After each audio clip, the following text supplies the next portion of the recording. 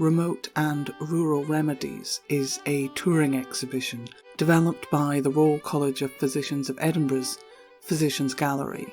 The exhibition explores medicine in the Scottish Highlands and Islands through history, from folk medicine and healers to the NHS, from healing wells to hospitals. This exhibition has been touring sites in the Highlands and Islands of Scotland, including Gairloch on the west coast and Benbecula and Stornoway in the Outer Hebrides. And the contents of the exhibition change a bit with every place it visits. We add different elements and show different objects to reflect medicine in that area. There are 2 star items in the exhibition. The first is our Culloden chest. This medicine chest is a lot more heavy than it looks.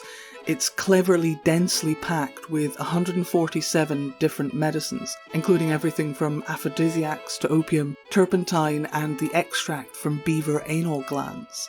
This chest belonged to Stuart Threepland, President of the Royal College of Physicians of Edinburgh and personal physician to Bonnie Prince Charlie, and the chest was used to treat soldiers during the 1745 Jacobite Rising. The other star item is this volume of 1850s medical surveys, and it might not look that exciting, but there are a couple of reasons why it is.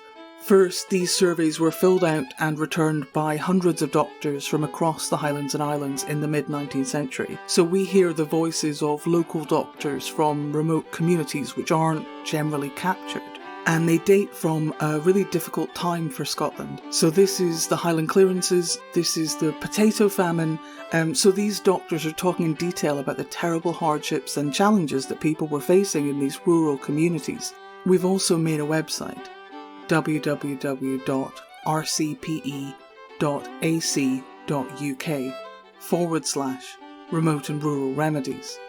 On that site you can find the original digitised documents, as well as online exhibitions, interviews and blogs which accompany this exhibition.